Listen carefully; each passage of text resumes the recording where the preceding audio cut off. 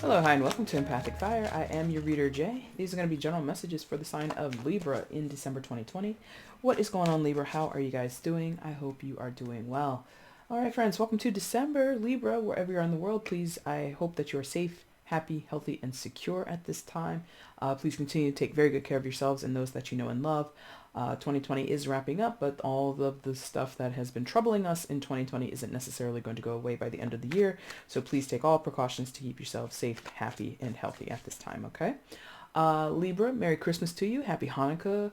Happy Kwanzaa, happy winter solstice, whatever you celebrate, whatever you're doing in terms of celebrating the holidays. Again, I hope it's a good time and everything, but please be very careful and make good choices, all right? 2020 and all that it's brought to us is, again, it's not going to suddenly wrap up the last day of the year. A friend of mine, very close friend of mine, my best friend, or one of my best friends, I should say, took all the precautions that were necessary and they still ended up contracting COVID. And so please, please, please, please, please, please, please make good choices, okay? Anyway, Libra, let's just go ahead and get into it. Anything you want from me, it's in the description box below. If you have any questions, if you, wow, I'm like totally jumbling up my intro here. Anything you want from me, it's in the description box. If you want the timestamp, it's down there. If you are interested in purchasing a personal reading with me, that is down there. And if you want to follow me on Instagram, there's a link to my Instagram down below as well, okay? Oh man, I'm like rushing and then like I'm catching myself and pulling myself back. So I don't know if that's you. I don't know if that's me. I don't think it's me. I've had a pretty relaxing day. So let's see what's going on for you. Maybe that's where that jumble of words was coming from. I don't know. All right, Libra, let's find out. Let's see the outcome for Libra in December, please. Outcome for Libra in December 2020, please show me.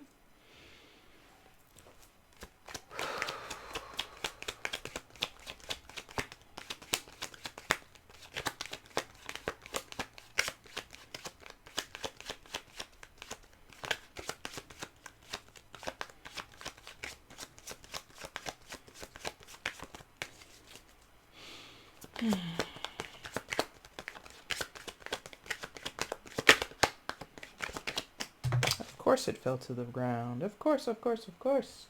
Bottom of the deck is the overall energy. Can I reach it? Nope. I'm going to have to move all this stuff out the way. So 1 second while I grab that card that fell. 1 second. All right, Libra, this card fell to the floor for you. That is going to be the outcome. We'll discuss it at the end of the reading, or towards the end of the reading. Let's go ahead and flip everything that came face down for you, though. That was on the table.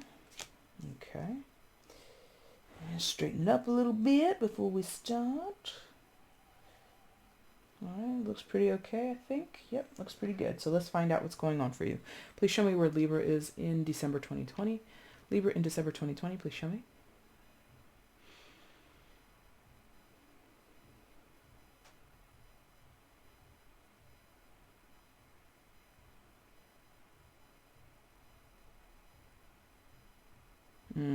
One more time, please.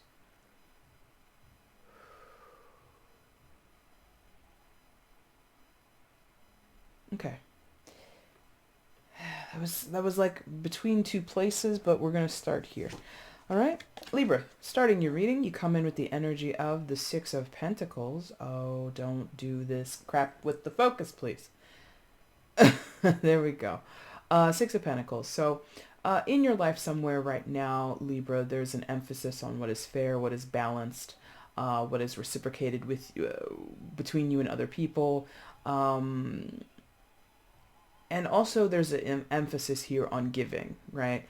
I mean, reciprocity talks about giving and receiving, but I'm getting a lot with like you or someone that you're dealing with wants to give a lot, or it's, if I'm honest, it feels a little guilty. It feels a little I should have done this sooner kind of energy. Could be repaying a debt. Is sort of like the vibe that I'm getting. It could be like repaying a debt. It could be like, because of this being someone, basically two beggars here below this person on the balcony, it feels like maybe some of you might be doing outreach, helping out people in need during the holidays, something like that. And again, it's like this feeling of I should have been doing this sooner. So for some of you, or whoever this energy belongs to, like, I feel kind of melancholy right now. I feel kind of happy. And if I was to be this person, I think that's where the energy's coming from, the person on the balcony, right? If I were to be that person, it's like happy to be able to give back, happy to be able to repay a debt or give what is owed, like knowing that someone else needs it or knowing that somebody else deserves it or that you owe, like, again, a debt, or you need to repay someone something. And that's the good side of it. The not so quote unquote good side, or where it feels a little more complicated or strangely embarrassing or guilty or maybe shameful or something like that, is like knowing more could have been done sooner or more could be given in the moment. So, like, not saying this is exactly it, but let's say you're walking down the street and you do encounter someone who's homeless or who's in need of some money, right? And they ask you, do you have any spare change, or do you have something? Could you buy them something to eat? Whatever they might say to you. There's this feeling of like, you open your wallet, you open your purse, and you've got, a cold 200 just sitting there in cash. But you rifle through it and all you pick out is a single dollar or maybe $5 when you've got like six 20s in your bag right now, or like, a 20, or excuse me, several 20s and like a 50 and like two 200s or something, $200 bills or something like that. There's something where it's like, I know I can give more, but I'm not giving more. I don't know why that's the image. I mean, illustration wise on the card, I know where it's coming from, but I don't know why that would make someone feel bad. I mean, I guess it makes sense. Like, if you literally are carrying around hundreds of dollars that you aren't necessarily, that isn't already accounted for, maybe there is something in you that says, well, you could have given this person more than $5. Why were you being essentially so cheap when you clearly saw someone who had way less than you? You know what I mean? There's something about that here. Like, someone recognizes possibly another person or group of people have way less than them, and there is this sense of giving or this act of giving, but it doesn't go as far as it could, is sort of what that feels like. And that's the melancholy thing. It's like, I'm happy to do my part. I'm happy that I was able to give something, but I'm not going to give everything. And that kind of, again, comes back to the tarot, because it's about reciprocity and it's about giving what is fair in the situation. Yes. And I don't know, it's very strange. I mean, I don't know. I can't shake this feeling of paying a debt or giving to people who are in need, but possibly not repaying the debt fully, or giving as much as you could to the people who are in need. There's like, I don't know. I'm struck with this feeling of like vanity. Like, I don't want to be seen doing that. It's very strange. And a very specific message. I'm not sure what you can get out of that other than what it's kind of portraying, or what's being portrayed to me, right? But maybe that works for you. Maybe that makes sense to you. I'm not sure. But regardless, I think Libra, on a broader scale, not so specific to repaying debts or philanthropic charity or anything like that, I feel like, oh man, I haven't said that in so long. What goes around comes around. I feel like some of you, something about what goes around comes around is coming through now, which may or may not be related to issues of money and debt and things like that. I'm not sure. But there is this sense of being afraid of what goes around comes around, being very cautious about that. Some of you, in other words, might be very aware of or concerned about your karma, what that means to you, how you define karma, how it relates to your current situation. I'm not sure, but that sort of is what this feels like. It sort of feels like, karmically speaking, you're afraid of what's coming to you, or someone is in your life. Okay, if it's not you, it's someone else. Okay, so what else happens here? Yeah, I don't think. No, I don't think it's that. I think it's really, well, maybe I'm wrong. Maybe I'm wrong. Let's find out. Um, So Libra, I think well, let's not get into it. What happens next? Show me. Yes, so someone here, you or another person, Libra, is very capable. Like I was explaining about having how much money in a wallet or a purse, someone is very capable. They have enough. Okay, Nine of Pentacles above the starting position. So Nine of Pentacles is someone who, not rich as in like filthy rich, but like they have enough to get but them by, and they have more than enough to get them by usually. Doesn't mean that you're, stinking filthy rich or anything like that, but it means you're not like some other people where it's paycheck to paycheck and you're struggling to keep, the utilities on as well as feed yourself, feed your family, feed your kids, things like that. No, the Nine of Pentacles is uh, a decidedly abundant figure. Somebody who, no matter what happens, is always going to take care of their bottom line and creates a opportunities or seeks opportunities or ensures opportunities come that will sustain what they need, right? So that's relative. Again, that's why I don't want to make it like this is some super filthy rich person, because it doesn't have to be that. This could be somebody who makes, 40 grand a year, but based on how they live, based on the choices that they make, and based on any type of side hustles they may or may not have, they're able to do more than enough with that much money per year in salary. You get what I mean? So the amount of money is not the point.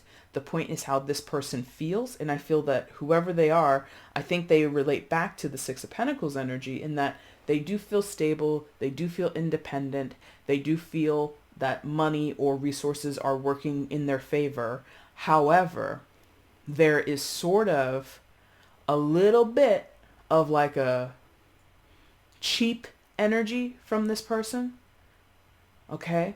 And I don't like to use that word because, like, unless I'm like playing around with my friends or something, I don't really, I just don't like using that word often. But this person might be read that way, or maybe they're concerned about that. Maybe that's where this hesitancy or this like, I don't want to do too much and I don't want to do too little because it's going to reflect back on me, right? So this could be like, have you seen that show or seen documentaries on like frugal millionaires? And again, I said this person's not rich. Some they might be. Some of these people, you Libra, you might be very rich. You might be very well off, okay? But have you ever seen gosh, it was a long time ago I think I saw it. I'm not sure if it was like a TLC show or something like that, or maybe it was just a documentary where they were profiling at least one millionaire, like bona fide millionaire, who was like super, super, super, super cheap, like frugal to the max, right? And that's kind of not a typical image that most of us get in our heads when we think about somebody who has millions of dollars, who makes millions or is able to sustain that status as a millionaire. Like there's this idea that they spend money, they're very flashy with their cash, they walk into, car dealerships and they just drop a boatload of money, like a briefcase of money, and like, give me 4 Porsches, and they drive them off the lot and then they crash them and they buy, more Porsches the next day. It's not, that's not true of all people who have a certain amount of money. And I feel someone here is in that lane of they have money or they're comfortable within their means, but they're also very, very, very, very cautious of how they're perceived. They do not want to be perceived as being cheap, but they also don't want to be perceived as being rich. Um, it's very strange. This is such an interesting reading because it's so money heavy. We started out with 2 Pentacles cards, and so that kind of is par for the course, but I don't usually...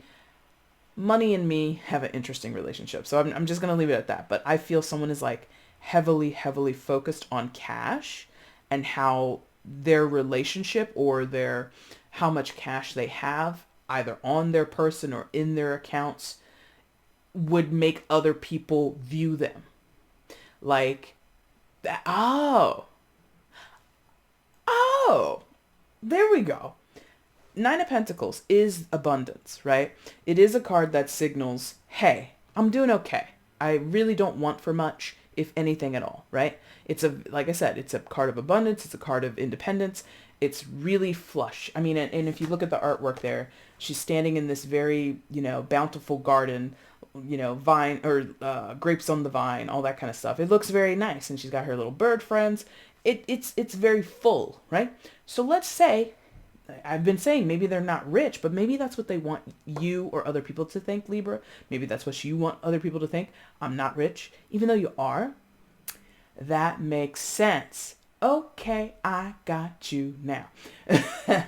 So that's the other thing that I've heard and read, and we've seen people talk about, people that are celebrities or people that are well off and publicly known to be worth a lot of money, is that when you are in that position and that is your public image, or that's what people know about you, there becomes a certain level of expectation, right? So I don't know that he's ever said anything like this, but let's take someone like Bill Gates, right? Or a Zuckerberg or a Bezos or whoever, right? These mega billionaires, right?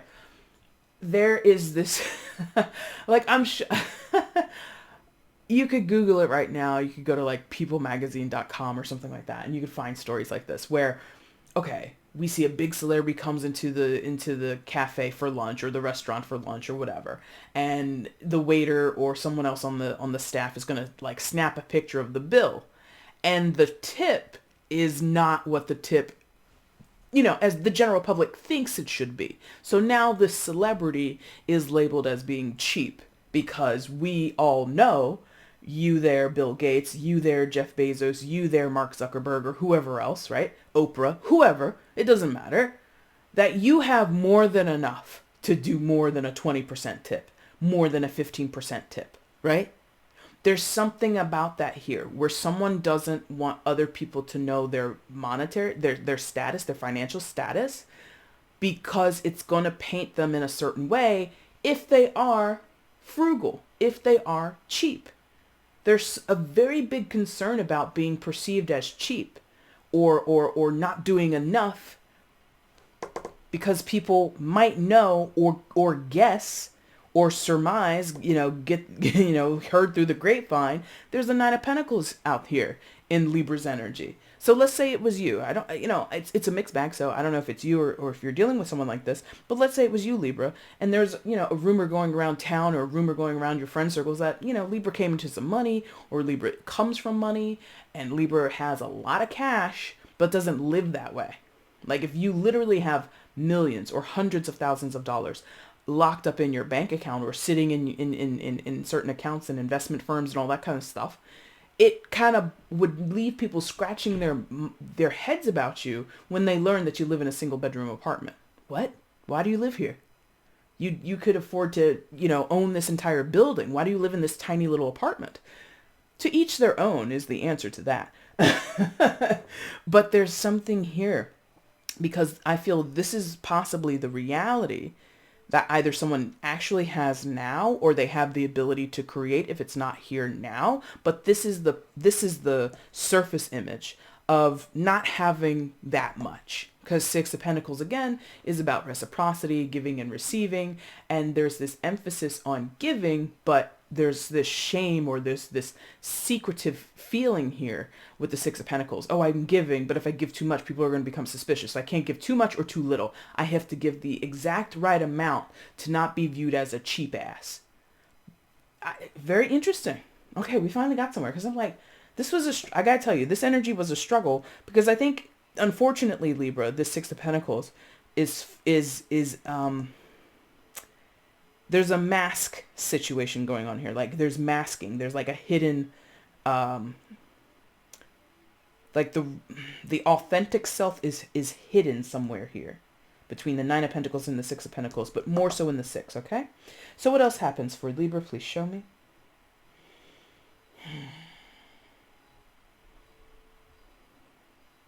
So I feel like this could be a developing energy.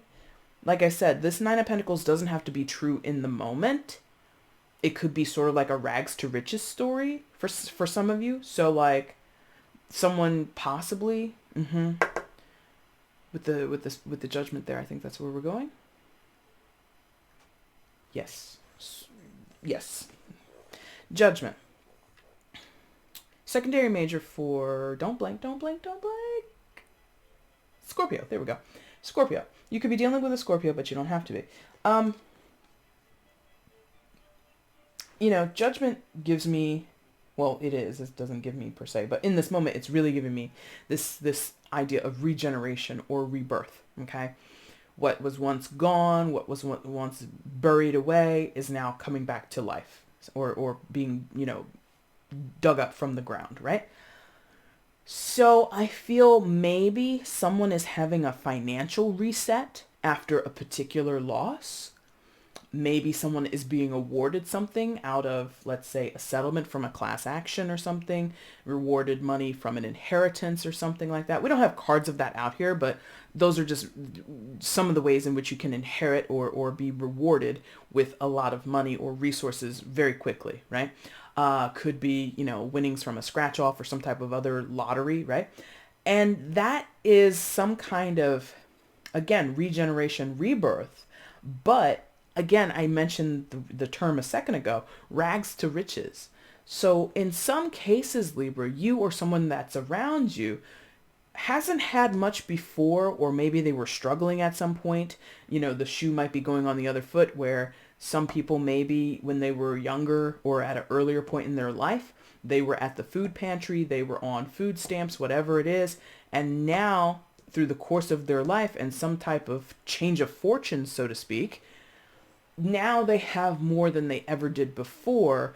And that is giving me like a really awkward energy. Like this energy is, it either has more money or more resources than they know what to do with, or again, there's a big hang up on the perception of I've got this money, and people, once they know I have this money, are going to perceive me a certain way, or they're going to treat me a certain way. They're going to expect something of me, right? So there's caution about fully embracing this status as the Nine of Pentacles, but also not acting like you're in the Six of Pentacles, which again does have two people on it who are basically begging for money or who are looking for a handout, right? And then the person who's up on the balcony, if you can look, is holding onto a scale, and they're dropping the coins or dropping whatever towards the person in the teal blanket. But the one in like the maroonish or rose colored blanket, they get nothing. So it's like this picking and choosing where to put your money, where to put your resources, where possibly to show your charity to people, right? So there's such a strong emphasis on public perception. Got it. Thank you. Okay. So it's not a deep cut, but tarot and astrology, they're kind of, they're interlocking, in the way that we, as many tarot readers use it, we will refer to elements of astrology. Many of us, not all of us, but many of us. And what popped into my head here was, again, Judgment is secondary major for Scorpio. Scorpio rules the 8th house. 8th house has a lot of things in it. It's not just this thing that I'm about to mention, but one of the things that Scorpio's 8th house resides over is other people's money. Not your own money, other people's money. So this could also be a story of possibly trying to reintroduce yourself into the good graces of somebody who's the Nine of Pentacles. That could be, you could be the Nine of Pentacles, and you've got people coming out of the woodworks now that they, like friends or family and stuff like that, and they know you've had a good turn of fortune. Then out of the woodworks, here they come. Oh, Libra, oh, it's been so long, we should hang out more, we should talk to each other, blah blah blah. There's like this fear there's this fear. And I'm laughing, and I point here because the imagery I got was literally people coming up from the grave, which is, sort of like a zombie effect, right? And I mean, what's on this card for Judgment? People literally coming up out of the grave, or as I was just saying, sort of coming out of the woodwork. So, focus, damn you, thank you. So there is this concern someone has that when people find out about what I have, they're going to come looking for me. They're going to come with their hands held out to me. And again, there's this concern about being seen as cheap, as being seen as like a Scrooge or a Grinch right? I mean, and that kind of falls into the season that we're going into with December, it being the holiday season. So it's, and that, you know, I wouldn't put, listen, I don't know anybody's personal story here. I don't know the details, but I'm pretty sure there are some people who are in need who will guilt trip someone when they don't think they're getting what they deserve. Does that make sense? Not saying that it's right or wrong. I just know that some people would lean that way. So let's say you did have a friend or a family member who was down on their luck, and you, Libra, are the Nine of Pentacles. You might turn, or that person might turn to you and say, hey, Libra, you know, times are tough around here. Do you think you could spot me, you know, like $500, $1,000, whatever, so I can, you know, put on the holiday for the kids and make sure we have a tree and some presents and stuff like that. And then, you know, you've got 1,000 easy that you could give to this cousin of yours, or this sibling of yours, or this parent or child of yours, whoever it is. You know you have it, but you say no, or you say, I'm not going to do 1,000. I'll give you 500. I'll give you 400. And then the person who was asking, I feel there is a chance, it's a known chance is what this feels like. Like there's like a predictability here that if I don't give them exactly what they want, they're going to throw it back in my face and make it seem like I don't care at all. Right? So I asked for $1,000, you offer me 4, fuck you. You know, it just turns into a whole thing. Like what? Like you're the one who asked me for help. I'm not going to give you everything that I want because I'm not going to be a stooge. I'm not going to be, you know, your cash cow. I'm not just going to be somebody who just gives money away for the sake of giving it away. It especially with like friends and family where you know the people, it's a lot more prickly. There's a lot more pitfalls there versus going down to the local food bank and cutting a check or doing some volunteer work. Like that's a little bit more, I think that's a little easier to kind of do the deed and it be a good deed and nobody questions you, versus with family and friends, there's conditions, there's history there. So you can't, like you kind of know, Uncle Ron is only calling my phone because Uncle Ron has a gambling problem and he probably gambled all his money away. So now he can't give a good Christmas to his kids. So he's calling me to get this freaking money so that he can provide for his kids, knowing that or has this perception of me as being a cash cow. But if I don't give him the money, he's going to think I'm a cheap ass. There's such a concern over this. Such a concern over this. And with judgment can talk about things that come back regularly. It doesn't mean like a one-time thing, it comes back and then we move on. It's like this could be a yearly thing. This could be an annual thing. Now that Thanksgiving is over, here come the phone calls from the relatives. Here come the sob story emails, you know, or the, oh man, my check was short last week. Do you think you could spot me this and I'll get you back before the year is out? Ugh, it's like a whole thing, right? So that is sort of repeated, this energy. And that is why from the beginning of this reading with the Six of Pentacles, I have felt a little agitated. I felt a little melancholy. I felt a little anxious about this, right? Interesting. What else happens for Libra? Please show me. Okay. So that's twice. And it's a going away energy. So whoever is the Nine of Pentacles person who is either known to have the money, the resources, or suspected as such, I feel like there's two individuals, you know, like siblings, brother and sister, your children. There's two people who like a grab and dash almost. It's very interesting. Maybe I shouldn't say that because I don't think it's like grab and dash. I don't think we're talking about robbery or anything like that. But I do get the sense like two people on a mission, two knights, right? Because this is the Knight of Wands and this is the Knight of Pentacles. And I feel like these two people, like honestly, Libra, it feels like show up with their hands out. You know, show up with their hands out because there's two people on the Six of Pentacles who are in need of help, right? And as soon as they get what they need, they leave.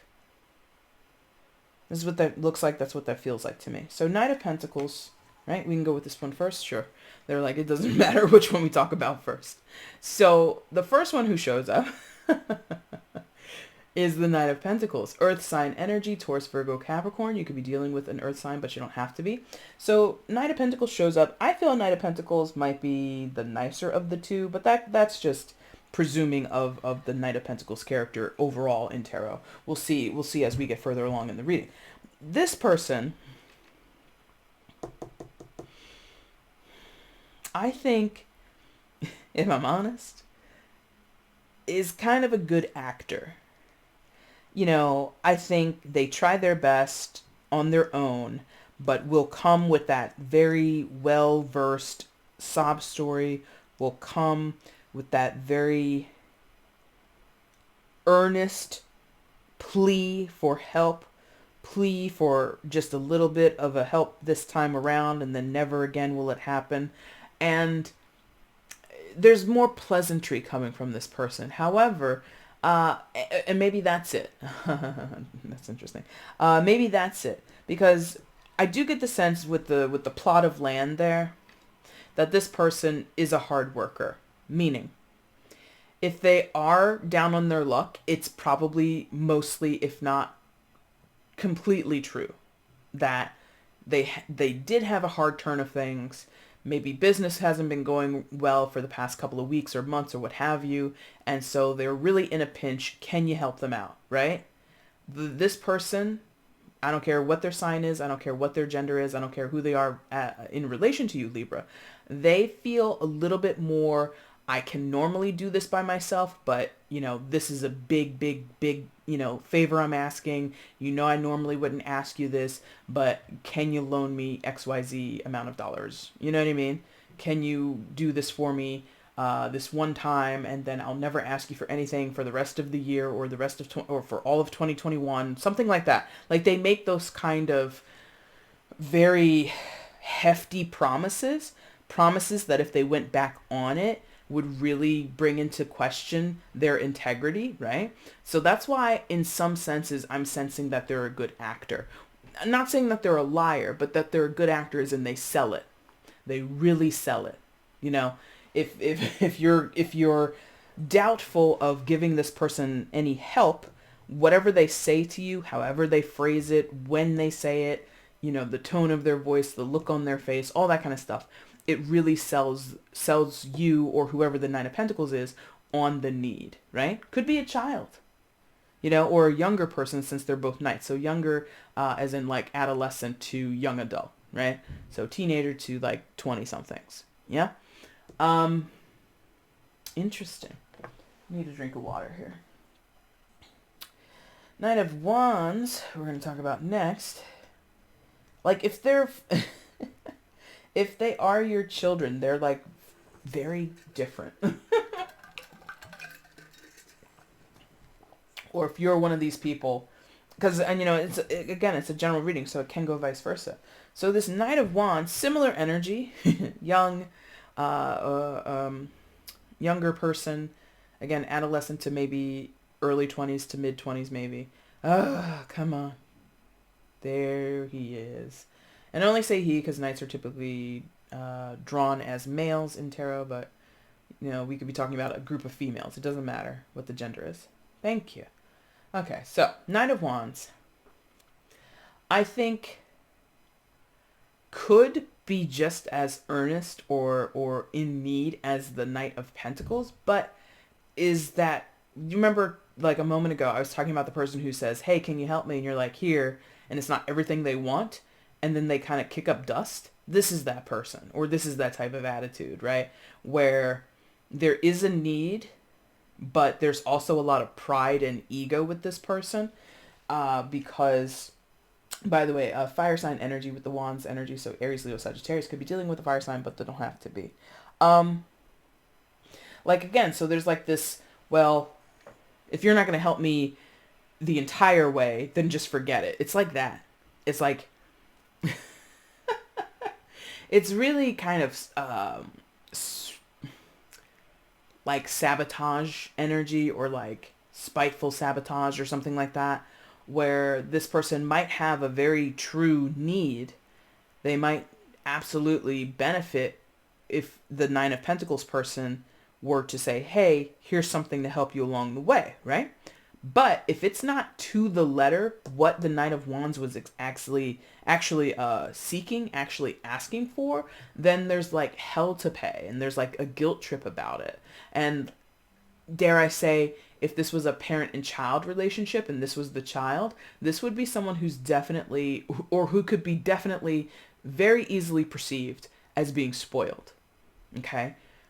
Because I'm getting that. I mean, they're both on them, but this was like a little bit more prominent in my visual when I was looking at the card. Like all of these knights in this deck, they're on like little toy horses or whatever.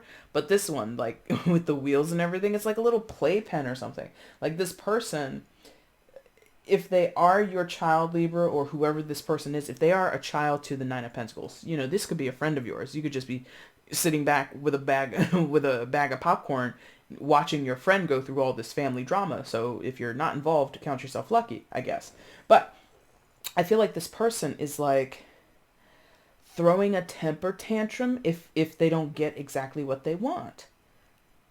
And then there's like there's like all kinds of grandiose language or like idle threats and ultimatums, like kicking up dust, knowing full well you'll be back tomorrow or the next day or whenever, asking for another handout, asking for another favor. And, you know, you're going to make a big deal of, well, I never needed you in the first place. Well, if that was the case, what did you ask me for? You know, it's sort of like this, well, I'll just do it by myself. Okay, go ahead, prove it. And they don't prove. Or if they do prove it, it's so far gone, or it happens so much after the fact that it's sort of like no longer an issue. You know what I mean? But I feel, and again, the trajectory that each of these knights is facing is away from what we were talking about in the beginning, the Nine of Pentacles and the Six of Pentacles, and even the Judgment. So I feel like there's this come back to hands out, you know, begging for something, and then there's an immediate dash away. And one obviously would go faster than the other, since the Knight of Wands travels faster than the Knight of Pentacles. It could also be that.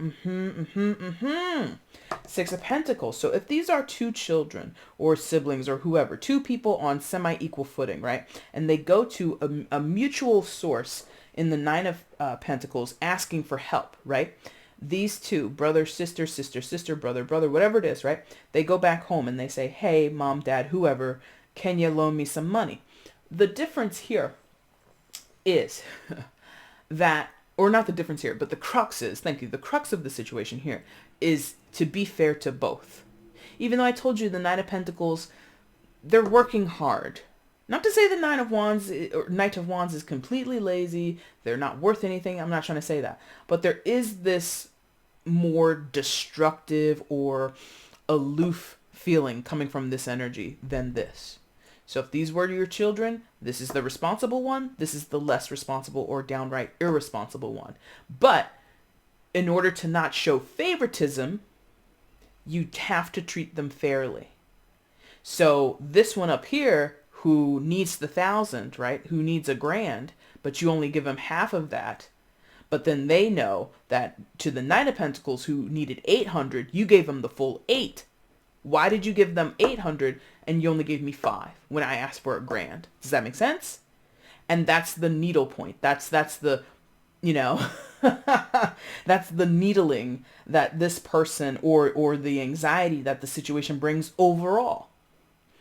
If I don't treat my children fairly and give to them fairly, one or the other is going to have a bone to pick with me about it. And this person over here, again, doesn't want to be seen as a cash cow, doesn't want to be seen as cheap, wants to kind of lay low and not be sort of labeled anything or even does not want to be engaged with. Why am I'm not laughing and I'm not happy about this reading, but I'm tickled because this is the final card in the main spread. And again, when I do this, I'm talking to the wall over there, I'm talking to my plant in the windowsill. I'm not really looking down at the board too much. Two of Swords, not wanting to engage. That's where whoever's over here in the Pentacles cards, that's where this person is. I don't want to engage. So, I mean, 2020 is the year. Pandemic has really given us a very solid excuse to skip the holidays. Not saying that this is what you should do or what you will do. I'm just saying it's a viable option, right? So where typically maybe you would get together with your family, the kids would come home, or you would go over to your parents' house, or whatever it is, right? This is the year where there's no contest, right? I'm not coming. I'm not even going to call the house on a Zoom call and say hi to everybody. I'm just piecing out on the whole thing. Deeper than that, I think this would be speaking to that person's regular annual anxiety of the holiday season, or just knowing, even holidays withstanding or not withstanding, these two characters, or at least one of them, could come back repeatedly, right? Because that's what the knights really do. If you think about how knights traveled in medieval times or whatever, they would leave the kingdom, come back to the kingdom, leave the kingdom, go on a quest, come back to the kingdom, leave the kingdom, go and, work, do damage to a settlement, or take over a village in the name of the king and the queen, and then go back home. So it's this constant coming and going, coming and going, coming and going, right? And again, these are adolescent energies. These are not the youngest energies in terms of court cards, as it would be the pages. Those are the youngest. So these are like not fully fledged adults, right? People who can do some things on their own, and they're able to stand their own ground, but only to a certain point. They always come back home to the kingdom where the king and the queen live. Does that make sense? Okay. So this Two of Swords is wanting no longer to engage with this energy. All of this is what it feels like. Truly, this Two of Swords is like, I don't want to talk about it. I don't want to think about it. I don't want to make any decisions going either way. I just want to be left alone. And in traditional interpretations of the Two of Swords, that's very self-defeating energy, because there is a knowing that something has to be done, but what shows up is an unwillingness to do a damn thing, or this feeling of being incapable of doing a thing. If it's not unwillingness, it's a feeling of being incapable. So if this was, again, a family dynamic where across, parental lines, or amongst brothers and sisters, cousins, what have you, there is possibly an environment or a pattern set up that when things get rough, we go to mom, we go to dad, we go to grandpa, we go to Uncle James, we go to Aunt Susie, whoever, it doesn't matter, and they're going to help us out. There could be a need to nip that in the bud, or finally turn that around and be like, well, now that you're 20 something, 30 something, 40 something, however old, and doing whatever with your own life, you need to go out there and stand on your own 2 feet. That could be what's needed. It's not for everyone, but that could be what's needed for some of you. But there's an unwillingness or a feeling of being incapable of asserting that. Do with that what you will. Outcome, Six of Swords. Now, somewhere in this storyline, someone could be making a move, like a literal house move, or a career move, in a very drastic case. And this is like for dramatic purposes, but something very similar could be happening. Like, I'm sensing like a change of identity. Now, that's super, super dramatic. Super dramatic, like something out of a movie, right? But there is sort of, like I told you before, between the Six of Pentacles and the Nine, there's this like not wanting people to know how much money you have. So there could be sort of like a reset to that. If this is not about a family situation, maybe this was in business or a friendship circle, and maybe you or someone else has uprooted, totally gone somewhere else and started over fresh. Starting over in a new business, in a new industry where nobody knows my name, they don't know my status, they don't know my my financial portfolio, so I can start brand new, acting as if I don't have tons of money in in my coffers, you know what I mean, in my bank accounts. Similar, because I mentioned them earlier. Like, think about this, and this is something you could Google, and it's no shade, because that's just the way of the modern world. Do you know how many things Google owns, or how many things Amazon owns? How many companies are now their subsidiaries? Meaning, for the biggest example, which it's not unknown, but when you shop at Whole Foods, you're basically shopping at Amazon, right? Because Amazon bought Whole Foods. If that happened, but nobody knew about it, think about how weird that would be. Or, just like, oh, I'm shopping at Amazon? Like, they don't need my money. It's sort of like that is the energy coming from the Six of Swords. That somebody wants to be treated as anonymous, treated as if they don't have resources, treated as if they don't have a reputation or a financial history that is publicly known, so that people will treat them a certain type of way, treat them and greet them with newness, without expectation, something like that. Like, and again, it's very dramatic, but I do get the sense of somebody like, I just want a whole new name. I want a whole new identity. I don't want anyone to know anything about my past, because my past is going to speak for me, and people are going to come to me looking for handouts when I'm no longer interested in doing that. Or people are going to come to me thinking I can solve all their problems by just cutting them a check, and that's not the way, right? Overall energy, Eight of Swords. So feeling stuck in everything that we've been talking about, feeling that the situation and what has been happening will continue to happen. What has been happening is not changeable. And I think actually this is the motivation of the outcome, Six of Swords. Also the motivation of what we were talking about earlier, where suddenly someone is changing their tune and people might have something to say about that. It's like possibly spending months, if not years, in this energy of I'm damned if I do, I'm damned if I don't, or because I do have this money or these resources, my kids, my family, my friends, my business partners, they're all going to lean on me, and I can't let them down, because I do not come from money myself, but I understand their plight a little bit, because if you do have kids and you've got money, you've got resources to bail them out of trouble, or if they can't pay their own bills, you can step in and help them. And even though that's not going to, at least from what I understand, it's not going to breed an independent person, it's also like, well, what's the alternative? I let my kid get kicked out on the streets because they can't pay their rent? Do I let my kids go hungry? Like people who are like, as they're growing up, like teenagers, college students, things like that, as they're developing, becoming their own individual persons, do I fully, take hands off when, ever since they were born, anytime they needed something, I was there for them? It's like, it puts someone in a very strange position where I've always been the caretaker, almost to a fault, almost doing too much. And now to take it all away, that doesn't seem plausible either, even though that might be the inclination with the Six of Swords, to just clean slate, get away from this, change the record, change the way things are done. Libra. That's your reading. Very interesting. If you like this reading, please leave a like down below. If you want to leave a comment, let me know how this resonated in your life. I would love to read that. And if you haven't subscribed to the channel yet, my friends, why not consider subscribing? That'd be really cool. No? Doing any and all of those things help support the channel, my friends. So I would appreciate you interacting with the channel if you feel so inclined, okay? Libra, I'll be back in a couple of weeks to do your mid-December readings. Until then, I thank you so much for watching. Take care.